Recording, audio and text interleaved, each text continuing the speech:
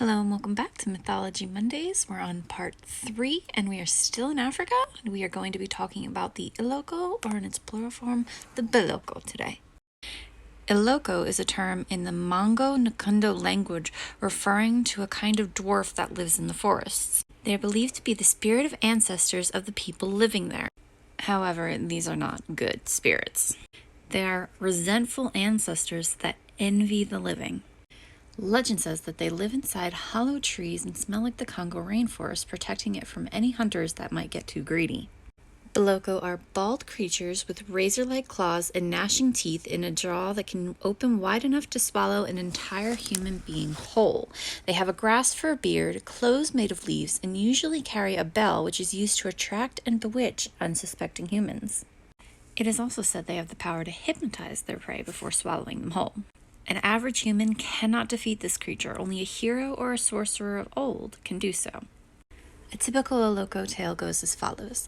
One day, a hunter took his wife at her insistence into the forest where he had a hut with a palisade built around it. When he went out to inspect the traps, he told her, "When you hear a bell, do not move. If you do, you will die." Soon after he had left, she heard the charming sound of a little bell coming closer, for the Eloko had a good nose for feminine flesh. Finally, a gentle voice asked to be let into his room. It was like the voice of a child. The woman opened the door, and there was the Eloko, smelling like the forest, looking small and innocent. She offered him banana mash with fried fish, but he refused. "We only eat human meat. I have not eaten for a long time. Give me a piece of your arm." At last the woman consented, totally under the spell of the Eloko. That night the husband found her bones. Eloko represent the dangers of the forest, of going out alone, and of toying with danger. They are invoked to dissuade people from straying both physically and mentally, and warn husbands of the dangers of abandoning their wives. They may also represent various gangrenous diseases as they slowly eat their victims away, eventually killing them by ending it with the liver where the spirit resides. Well, that's all for today for part 3 of Mythology Mondays. Thank you for joining me.